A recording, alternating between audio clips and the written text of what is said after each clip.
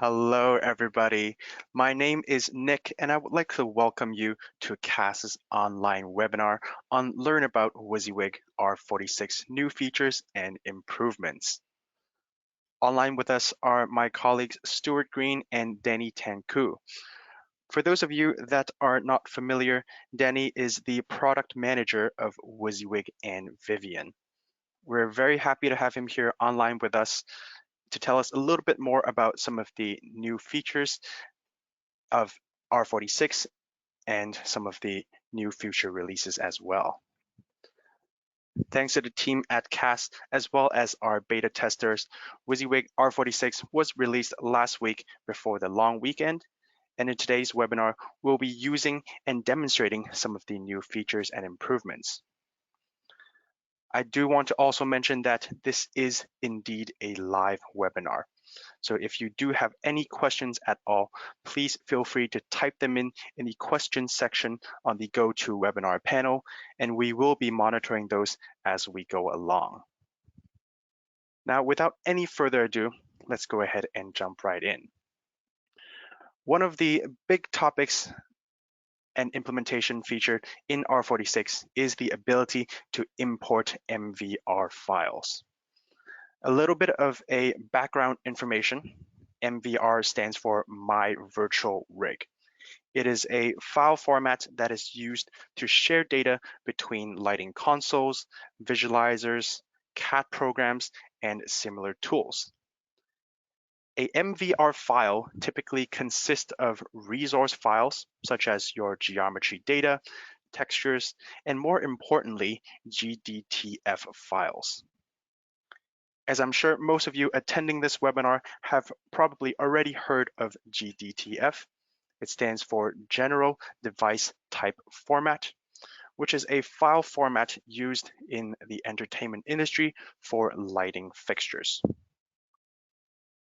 And as I mentioned in the beginning, Wysiwyg R46 now supports Mvr Importing, and I'm going to let Danny demonstrate the process as well as speak to the phase 2 development of Mvr implementations. Hi, Danny, handing it over to you. Hi, everybody. Thank you, Nick. Welcome, everybody. Thank you for being here. Yeah, actually, before I get started, to answer one of the questions that was actually posted already, and to also address what Nick said regarding future development of Mvr. So basically what we have in R46 is the ability to import Mvr files.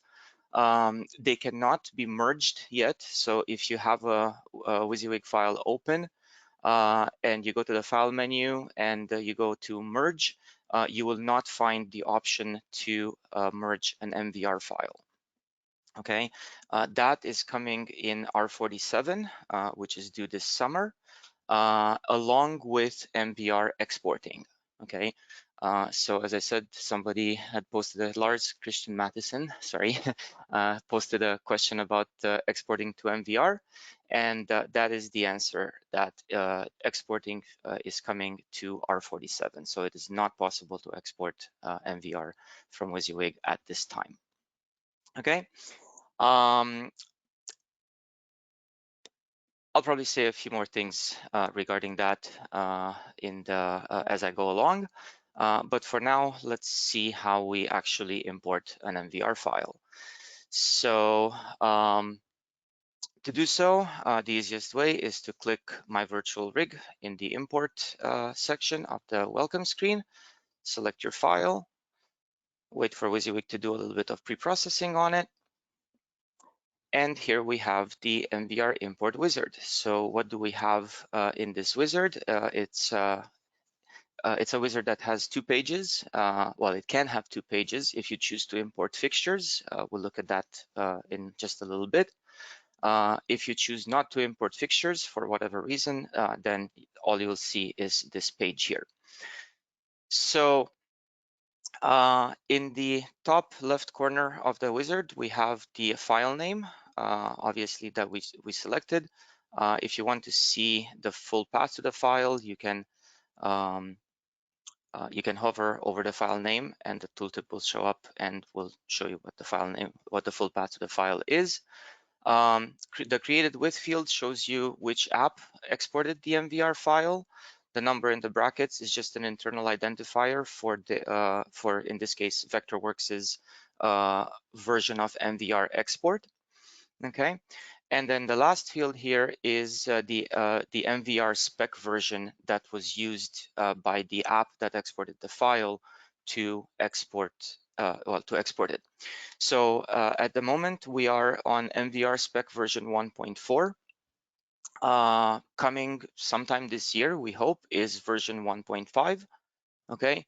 Why this information is useful is because it will help you know what to expect from the Mvr file that you're importing. In other words, for example, in Mvr version 1.4, conventional fixtures do not support gobos being inserted or being transported through Mvr. So if you, let's say you create your file in Vectorworks and you insert some gobo into a source 4, that will not come across in Mvr when the file is imported into Wysiwyg. But let's say in version 1.5 of Mvr, support for gobos is added, then when you see version 1.5 here, then it will be, then you'll expect that gobo to come through. This is just an example. I'm not saying that gobos are coming to Mvr version 1.5, but just to illustrate my point. Okay.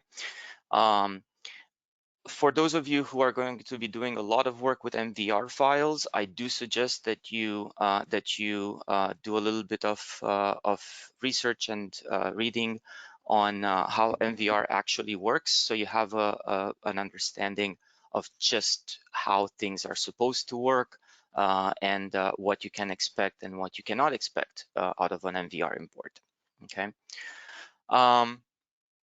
The next section is the import type. For now, all you have, the only button available is, or the only option available is a new import, because we're simply importing a file. Once we have the ability to merge files, then this option, the update current file option, will become available. This will not be available. You'll never be able to click it in R46. So it's not a bug. It's just the way it is. We just added it there for future development. The next section is where things start to get a little bit more interesting, because this is where you choose which assets you import, or what elements of the Mvr file, we call them assets, you wish to bring into Wysiwyg. Normally, you would probably want to bring everything in, but there are situations, for example, if you're working on a really big show, and you are only responsible for the audience lighting for this show, you may not be interested in bringing in the set, for example. So objects and screens are probably of no interest to you. You can further filter that with layers, as we'll see in a second.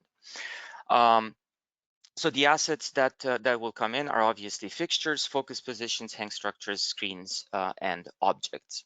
Okay. Focus positions are special. As you can see here, the option is checked, but I can't click on it to uncheck it. And that's because if the incoming Mvr file contains fixtures which are focused to focus positions, okay, that's something that can import, and it's something that we obviously want to import, okay, because you obviously want fixtures to import focused as the creator of the file intended. Okay. If, for example, I choose not to import fixtures, then I probably also don't want to import focus positions. So this option becomes available, and I can uncheck it if I want. Okay. As you may have noticed, then moving on to the layers section, as soon as I unchecked fixtures, the three fixtures layers that I have here, okay, have changed their status. Okay, so that means that if I import, if I choose not to import any fixtures, then Wysiwyg automatically knows that the fixtures are on these 3 layers and changes their status to 0. A 0 status, as the tooltip shows, indicates that this layer will import if checked. Okay, so with the import checkbox, but it will import empty. Okay, so that's why that happens if I uncheck fixtures here, the import the status will change to 0. Now this will obviously not happen in all files that you're going to import. It really depends on how well the file is managed and how the layers are divided up, or how the objects are divided between layers. Okay, similarly, I know that in this file my screens are on the screens layer. Okay, so when I uncheck screens, then the screens layer gets a status of 0. Okay, the filter works the other way as well. Okay, so for example, if I choose to not import any automated fixtures, okay, you'll notice that the fixture count. Oh, by the way, sorry, I forgot to mention, the numbers at the end of the assets indicate how many of each asset type exist in the incoming file. Okay, so if I choose not to import automated fixtures, you see that the number changes from 51 to 28. Okay, so that's the fixtures that are not checked on from that layer will obviously not import, and that's why the number is lower. Okay, so this is, if you will, a kind of a double filter that works both ways. So just make sure that when you uncheck layers for import, you don't start losing assets from your import. Okay. So normally you want to import everything. Okay. But again, you do have a choice in that. For now, for this example, I am going to import everything, so all the assets, all the layers in my file, and because I chose to import fixtures, my button is called. I can click on the next button. Okay, as you can see, if I uncheck fixtures, that means there's no fixtures to map. So if I click finish, then the file will simply import as such. But when I do have fixtures checked for import, the next thing I have to do is I have to map them to their Wysiwyg counterparts. So what this means is that what we have, what we're gonna, and what we do in this in the second step, in the fixture mapping step of the Mvr import wizard, is we essentially match a fixture, an incoming fixture profile with a Wysiwyg fixture profile, so that the Wysiwyg profiles can actually be used in the Wysiwyg file. Okay. So just before we go to the matching, I'm just going to show you show you what we have in this dialog, in this table. Okay, so first of all, the incoming fixtures column will show every type of fixture that's in the Mvr file, not every single fixture. Okay, so as you can probably imagine, we have more than each one of these fixtures in the file, but each instance of it is only shown once, because obviously we don't need to map every fixture. Once we know that we mapped a strand SL, for example, with a 19-degree lens, then every strand SL with a 19-degree lens will receive the Wysiwyg profile for that fixture. So I hope that makes sense to everybody. So in the incoming fixture column, we obviously have the names of the fixtures, and if the file was set up properly, we will have the mode of the fixture. Okay, this comes from the GDTF file that's associated with the fixture. Okay, and we have no control over what's in that GDTF file. So for example, the QWO fixture here, the GDTF profile happens to have the standard mode 32 channel specification. So in brackets, you see 32 channels, whereas the Robin 600 LED wash only has the mode information. The creator of the GDTF file simply chose not to include the number of channels in the mode description. Okay. Again, we can only work with what we have, with what's incoming. So this is not a failure on Wysiwyg's part. It's just what happens to be in the MVR and therefore in the in the GDTF and therefore in the Mvr file. Okay. Some fixtures will have, so for example, this the color dash here will have the mode set to Dmx mode. Okay. And the incoming channel count is 1. Okay, the incoming channel column shows how many channels are designated, like what's the Dmx footprint of the particular fixture. Okay, so for the QWO, we see that it's a 32 channel. It's in 32 channel mode. For the LED wash, for the Robin 600 LED wash, we see that in mode 2 it has 21 channels.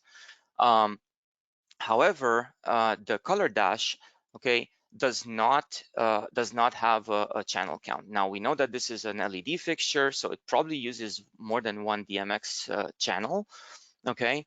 But the big clue that we have about it, that it's something's not quite right with it, is the Dmx mode. The fact that the mode says Dmx mode. This is what happens when a file, when a fixture that's coming at least from Vectorworks, okay, does not have a true GDTF profile associated with it. Okay, so that means that whoever created the file did not import a GDTF profile for this particular fixture into their Vectorworks file, or if they did, they didn't actually associate it with that with this particular fixture. Okay. So again, when you see Dmx mode 1 and incoming channels 1, when you see the mode being Dmx mode and you see the incoming channels count being 1, that's a pretty big clue that fixture does not have a GDTF profile associated with it. We'll see what happens when we we'll see how to deal with fixtures like this in just a minute, okay? But I did want to point out that any conventional fixtures, okay, that come, again, at least from Vectorworks, they do not need to have a GDTF profile associated with them because these are typically just regular fixtures, conventional fixtures, which only ever use one Dmx channel anyway. So for those, it's not such a big problem that they don't have a GDTF profile associated with them. Okay, so when you see, for example, here, the strand SL fixtures, they're all in Dmx mode, and the incoming channel is 1. That's fine because we know that this is a conventional fixture. Okay, so as I said, we will not map the first fixture because there's a special way to handle those. But let's say we want to now start mapping. So we click in the selected fixture column, and then we click the ellipsis button, and the Wysiwyg library browser appears. So we can select or we can search for the fixture. Okay, so QWO. Okay, we found the fixture. Okay, and the first thing that we need to check is that the channel mapping is correct. Okay, so by default in Wysiwyg, so for that to check that, we click the Options tab. Okay, and we notice that the channel count here is different than the channel count here. That's because in Wysiwyg, this fixture happens to be, the default mode for this fixture happens to be vector. Okay, so all we do is switch to standard. That matches, so STND, that matches standard here. The channel count from here matches the channel count here. So we know that this fixture mapping is now correct. Okay, before we close the dialog, we want to also probably, in most cases, remember the fixture association for future imports. Okay, so the next time you import Claypaky QWO in standard mode, okay, Wysiwyg will remember this and will auto map the fixture for you, so you don't have to go through this again. Okay. Again, this checkbox is checked by default, and there really should be no reason for you to ever uncheck it, but you do have that option if you like. So once you're done, again, click Options, select the mode, check the number of channels, and then click Insert, and that fixture appears there. For confirmation, Wysiwyg displays the number of selected channels, okay, and also the mode here and other information, in this case, the bulb that the fixture uses. This is just all information that comes from the Wysiwyg file, from the Wysiwyg library, okay. Same with this one, the Robin LED 600 wash. So if I look for LED wash 600, it's there. Again, I go to options, I select, I have to select or change my mode. I see that the mode here is mode 2. Default mode in Wysiwyg is mode 3, but if I change this to mode 2, I now see that the number of channels matches. Okay, again, remember for future imports, click insert, and that fixture is mapped as well. Next is the strand SL, so we just look for a strand SL. Okay, and now this one, obviously, a conventional fixture doesn't have modes, but this particular fixture does happen to have interchangeable lenses. By default, in Wysiwyg, we have a 36-degree lens. This is a 19-degree fixture that or lens that we're looking for. So I'm going to choose that from the lens dropdown on the Appearance tab, hit Insert. Okay, and then for the next one, Wysiwyg does remember all the searched for fixtures. It keeps them in the search dropdown. So if I have multiple fixtures, such as the strand SL, I don't need to type that again. I just select it again. I click the dropdown, I select it, I hit enter, and the fixture appears. So this is a 26 degree, so I'm just going to choose that. Click insert, and then for the last one, again, drop down, strand SL, hit enter, select the fixture, and this one is the 36-degree lens, 36-degree lens there, and that's what we choose here.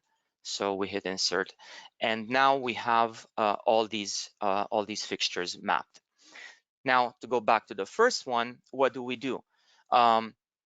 So we see that it's a Chauvet color dash accent. Okay, we don't know what mode it's in, so we could call whoever sent us the Mvr file, and we can ask them, hey, what did you intend to do? What kind of fixture was this meant to be?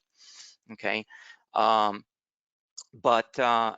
let's say they tell us, okay, so it's supposed to be a color dash accent fixture in mode 2. Okay, so when we go to to map it and we type color dash,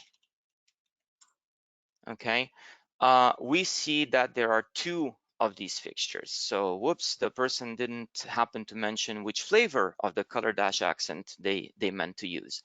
You call them back and they don't answer the phone, you know, and it takes a couple of days to for them to get back to you. So at this point, you have the option of either importing potentially the wrong fixture, which could lead to other problems, or you can simply leave the fixture unmapped, okay, and then and import it unmapped, and then replace it later once you do have the information about the fixture.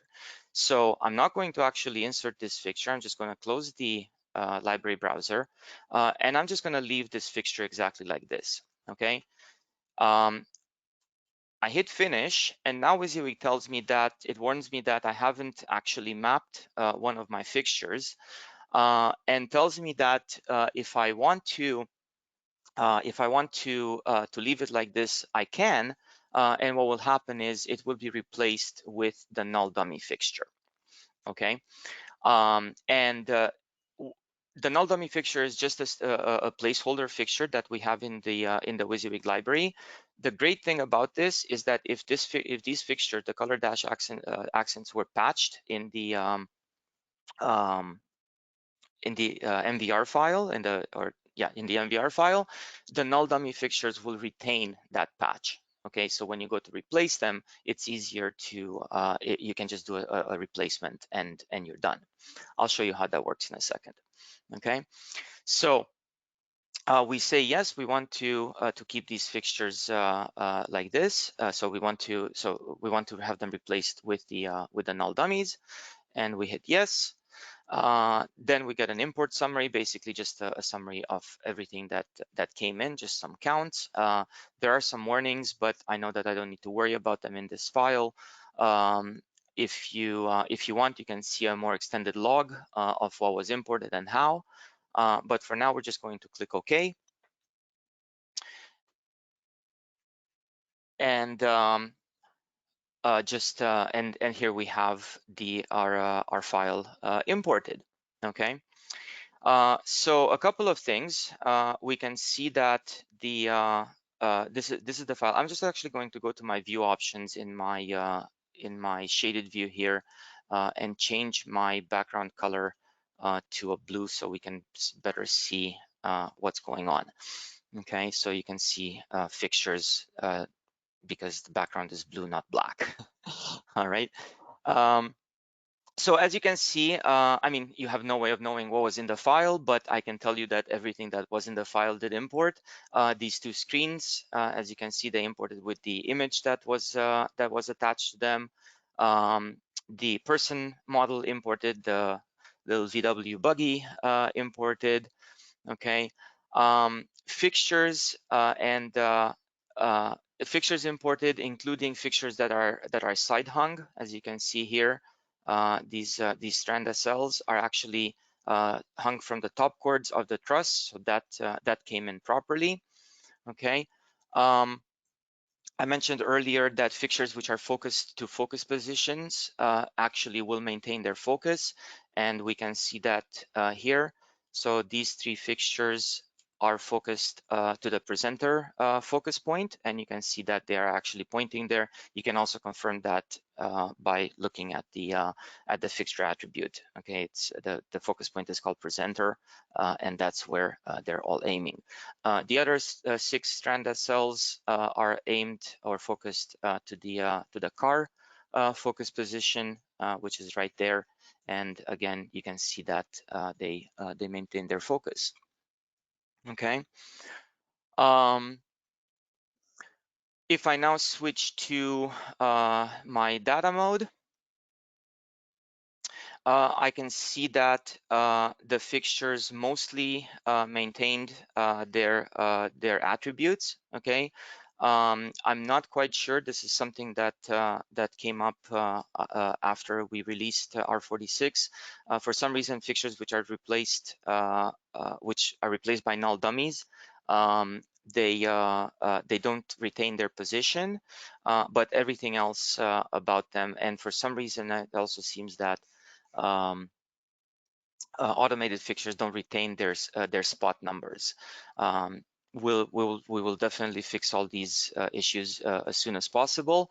But the important thing is that the fixtures did maintain their patch.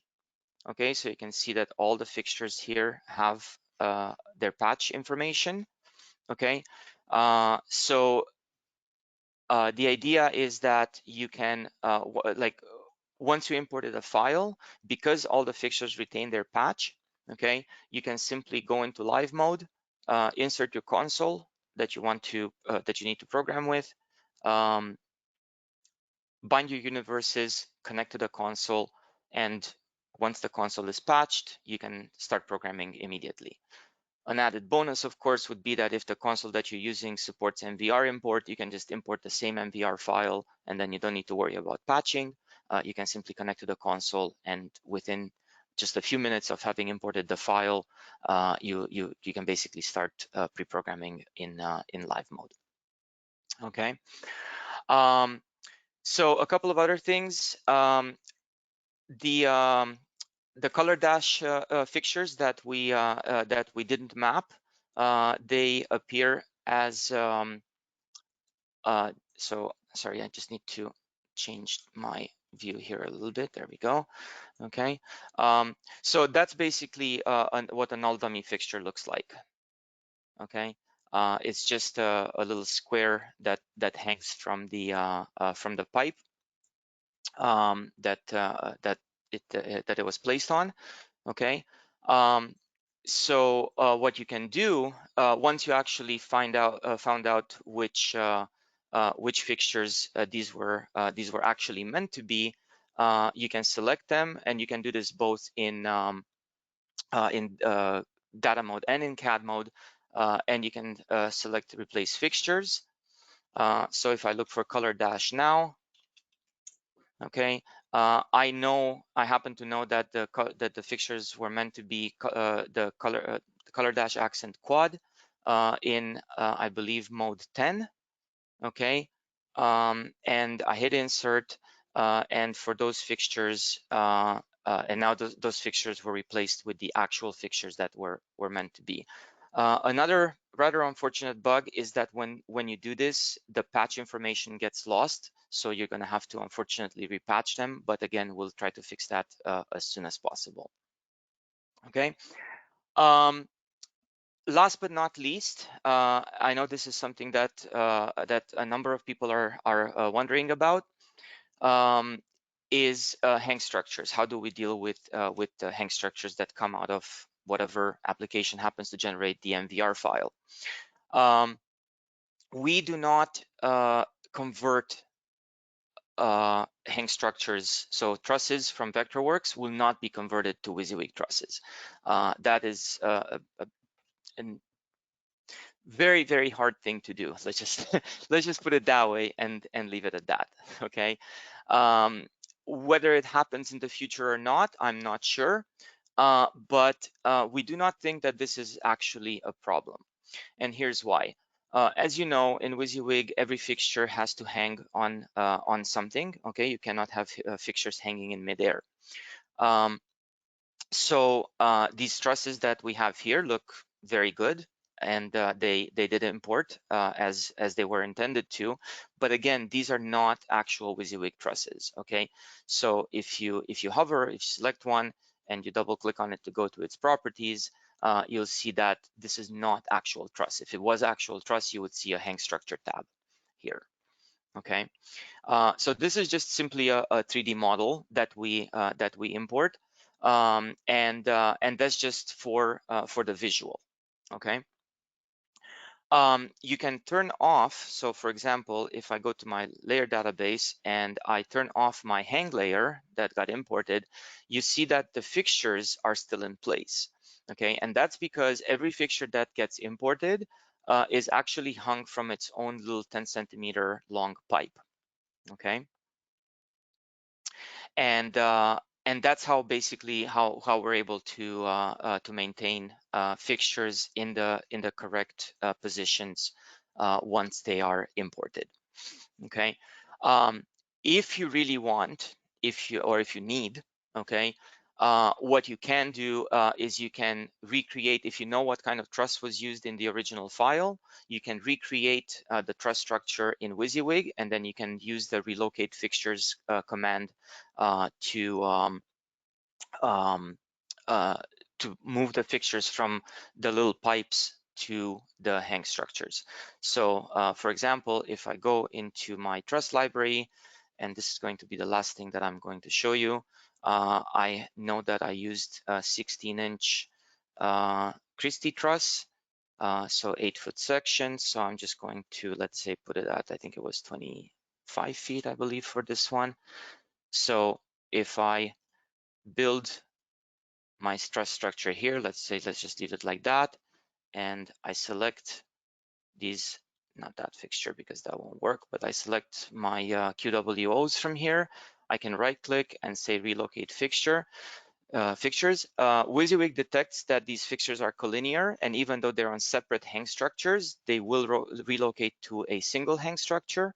So I just drag my mouse cursor down, I click, and there they are. Now they're hanging on the truss. I can select and delete my little pipes. I can select my truss, move it back, move it to where it was supposed to be. Again, you would probably do this with coordinates, knowing exactly where they are and stuff like that will help. And then you can just do this for the rest of the hang structures as well. So I think that's it.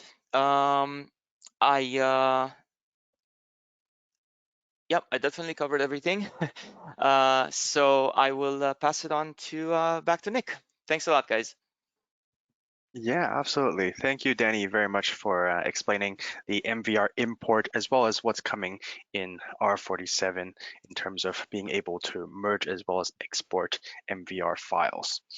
So just a friendly reminder out there that this is indeed a live webinar. So if you do have any questions about what was just talked about, please feel free to type them in and we will indeed address those questions. In the meantime, I'm going to talk about some of the other features that were added into R46. Another new feature that has been added in R46 is the possibility to export your Wysiwyg file with textures via the Gltf 3D file format. So the Gltf stands for Graphics Language Transmission Format. It is a fairly commonly used file format that contains your geometry as well as textures, allowing you to bring your assets across to different platforms or even different industries.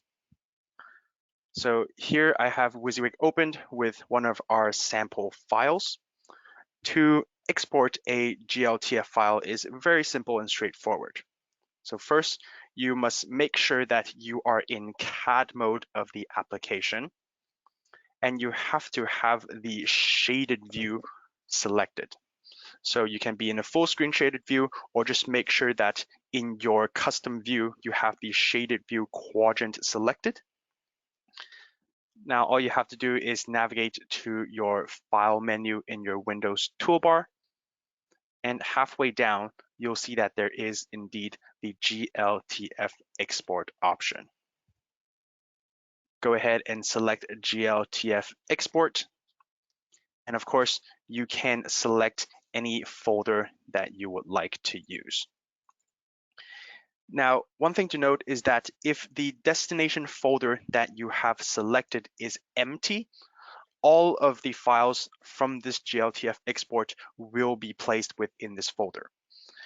However, if the destination is, for example, your desktop or a folder that already has existing items, Wysiwyg is going to create a new folder with the Wysiwyg file name and put all of the Gltf export within that folder. So this folder that I have selected is indeed empty, so all of my files will be placed within this folder.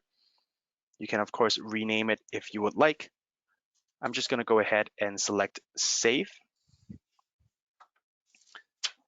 Once you have successfully exported, you can navigate to where you have saved that particular file.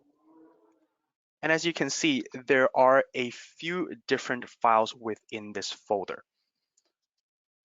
There is, of course, your Gltf file itself, which is essentially a JSON that contains your general scene structures. There is a bin file, which is your raw data for geometry, as well as individual PNG files for all of the textures that were used in your Wysiwyg file. So depending on how many textures were used in this particular sample file, they will all be exported as part of the PNG. So that is how you can export a Gltf file out of Wysiwyg, so your structure along with textures. Of course, there are also a few more different features introduced, which are going to help with your productivity within CAD mode. So let me just switch over to a full screen wireframe so everyone can see clearly. For example, something that was added is dynamic group outline. meaning that whenever you have an object selected, which is in a grouped structure, so if you have grouped any items together, there is now a dashed outline. So as you can see here, there is a dashed outline along this whole group object, which is going to show you a visual indicator that you have selected a group object. And the color of the outline is the same color as the layer that this group items belong in. So that's just a new visual indicator that has been added. For users out there that uses the quick tool functionality often, something that is improved in the quick tools is that when you are using a quick tools command, which I'm going to demonstrate with these rigging points, I'll go ahead and right click, navigate to quick tools, quick rigging points tool, and I can select any information I would like. Let's say I'm just going to change this to 4,000. Select OK. As soon as you have an object selected while using quick tools, notice that that particular already selected unit will remain to be temporarily orange. So indicated that you have already clicked on or selected that unit, so you don't have to guess where you are or whether or not you have already selected that item or not. So it's just a nice visual indicator, and as soon as you finish your quick tools, that will of course go away and everything is now back to normal. So just a nice visual representation. Another one that I would like to mention is a shortcut key combination that has been added. Specifically, this one is for single axis ortho. So traditionally, you have your F8, which is your shortcut key for enabling ortho. So as I select F8 on my keyboard, you can see that X and Y, so both of the axes within this particular CAD perspective, has been enabled. Or if I hit F8 once again, both of them will be disabled. Now, if you hold the Alt key on your keyboard and select F8, you can see that only one single axis in ortho, which in this case is X, has been enabled. And if I Alt F8 once again, it will disable X and bring in Y. And of course, I can always select F8 individually without the Alt keys to bring both of those either on or off. So it's just another very helpful shortcut key combination to improve your productivity and workflow. Now, other than some of the CAD-related improvements that I mentioned, there is also a performance increase in all of your simulation. So of course, your shaded view simulation, and especially noticeable in FPS rates when using prisms or breakup type gobos, as well as when you're switching between different camera perspectives. Now, on top of your performance improvements in general in simulation, there are also some standalone additions. And for example, there is now a detail slider added for individual fixtures. So for a while now in your shade view settings, there is a detail slider which dictates whether or not Wysiwyg will prioritize the performance or quality of said shaded view. But now this functionality has been added to each fixtures individually. To access those, simply navigate to select the fixture and go into its properties. In the Fixtures tab, navigate to Beam Options, and notice that below Source This, there is now an additional detail slider available. So as you can imagine, this functionality is the same as the general shaded view detail slider, allowing you to prioritize quality versus performance. Now, while we have Danny here on the line, would you like to give us some different scenarios or examples on in what cases will you use this functionality? Yep, absolutely. Thanks, Nick. So yeah, I mean, essentially, um, let me say first that this functionality can be useful. Okay, so setting a detail per beam or per fixture detail level, it can be useful. It's really not something that you're going to use very often. Okay, the general settings that we have in the shaded view options should be able to address most of your performance needs. Okay, so you would only consider coming in here and changing especially something like the detail, which does affect performance. Okay, as a sort of a last resort, when you essentially when you're working on complex files where you really need to kind of squeeze every single last ounce of performance out of your simulation. Okay, um, so some tips regarding how to use this prefixure detail slider effectively.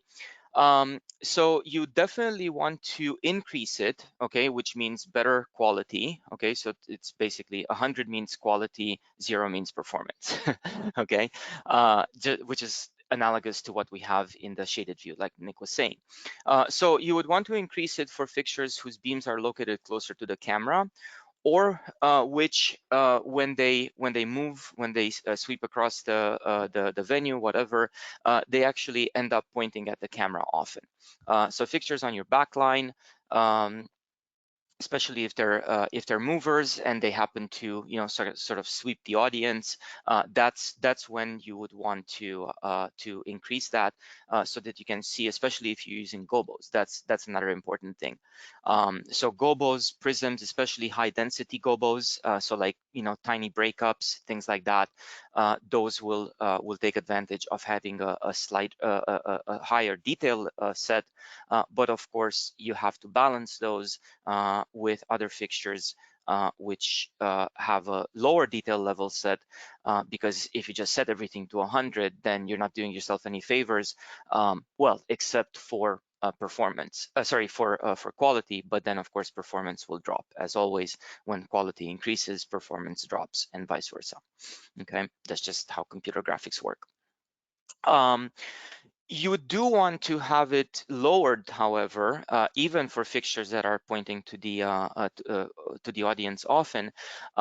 If these fixtures come on very briefly, so like strobes, for example, or blinders, okay, and also narrow beam fixtures, which in general tend not to use gobos, or maybe not sort of fine breakup gobos. I can't imagine using something like well, any kind of beam fixture with a fine breakup gobo, because that's not really how beams are meant to be used, at least in my experience.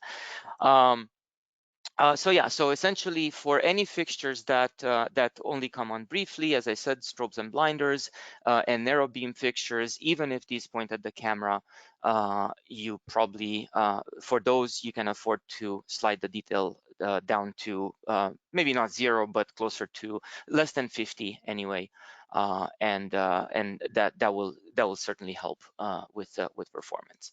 And then as an absolute last resort, again, this is only if you absolutely need to squeeze that very last ounce of performance out of the system.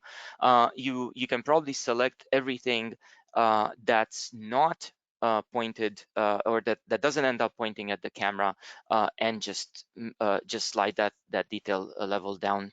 Maybe not at to 0, but close to 0. So like a 20, like Nick has on screen right now. That will help.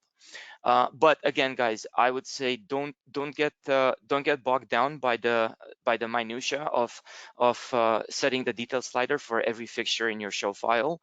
Obviously this can get tedious, and it's I mean, again, it will help. But it really depends on how much you need to do. And always, again, try to solve these the performance issues with shaded view settings themselves, as opposed to individual fixture settings. So that's it. That's my tips. Hope that helped. Thanks. Awesome. Thank you very much, Danny.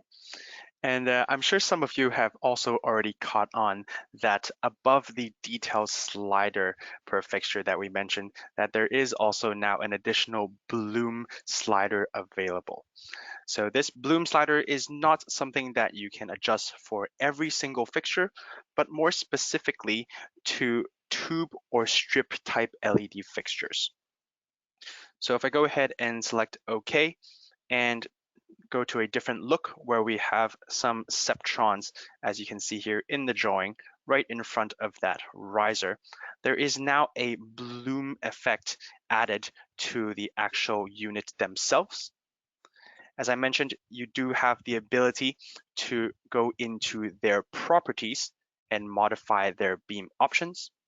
So as you can see, the bloom slider is now available. If I move it all the way to 0, the bloom effect has completely been removed from those units, or I can dramatically increase them all the way. And as you can see, the bloom is now significantly more dramatic in comparison to before, giving you a much more realistic representation of what some of these strip type LED fixtures do look like when you look directly towards them. Now, the one last visualization improvement that I would like to mention is dedicated to lasers. So in general, laser beams are now brighter in comparison to before. So as you can see here, I have an external live source connected to Wysiwyg, and it is indeed playing back a laser, as you can see here.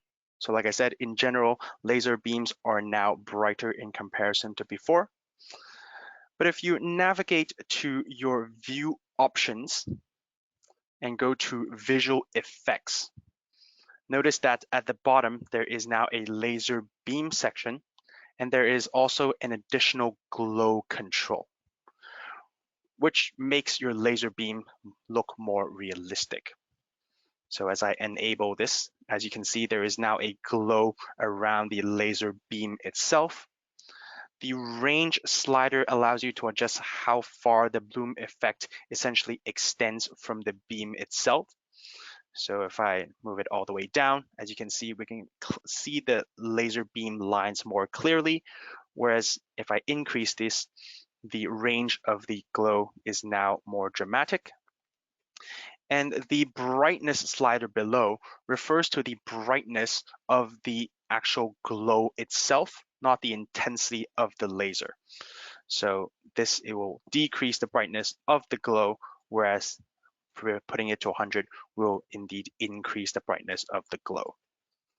So this is kind of one last thing I wanted to highlight in terms of visualization improvements. So there are some of the highlight features and improvements that we have made in R46 that we have discussed today. And with the given amount of time, not every single improvement was mentioned.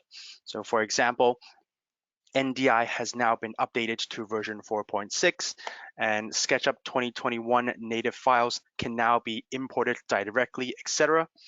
The full details of all of the features, improvements, and bug fixes, library updates can all be found in our release notes. So Danny, are there any questions that we've seen that you would like to address? Or I've seen that you have been typing a lot and answering a lot of the questions already. Yeah, I don't think there's anything else here. Yeah, I think I've answered everything that I could. So I think I'm okay. To Cohen Jansen, sorry if I'm mispronouncing your name, please send an email to our tech support and include the serial code of your dongle, of your Learn dongle, so we can look into why you are not able to download the R46 installer. It should certainly be available to you. So if you just send that to our tech support, the tech support guys, or even myself, will have a look and we'll get back to you as soon as possible. Yeah, other than that, I don't have I don't have anything else to say, really. Awesome. And if any audience members have any questions that were not answered, or you have some follow-up questions after viewing today's webinar, please feel free to email us in any of the communication methods. Actually, sorry, just I do have one last thing to say. Somebody asked, and I think I answered to everybody, but I'm not sure. The file that I use, the demo file, if they asked if that's going to be available for download, yes, we will make that available. And I'm not sure how the whole recording sharing this session is being recorded. I know that. Nick can tell you about how and where those things will be accessible. Yeah, so we'll include the link to not only today's recording, but also the file that Danny used. So share that with everyone in a follow-up email. So you guys should receive that shortly after today's webinar has ended. All right. Now, I would like to take this opportunity to mention that CAS is currently offering a 50% off discount promotion on new product as well as renewals. So for some of you that have joined us before, using the promo code Stronger Together, it is indeed available, and details can be found on our website. If you are inspired by today's webinar and are looking to improve your skills on Wysiwyg, we are hosting a live online Wysiwyg designer training course. So there is one scheduled as early as next week. So more information can be found on our website's training page, as well as in our follow-up email, as I previously mentioned. And if there are any teachers and students in the audience, I also want to mention that we are offering an educational edition of Wysiwyg. This is made available through a self-serving education portal. So go ahead and sign up and download via our student page of our website. Now, thank you, Danny, very much for joining us online. I'm sure the users loved hearing from you.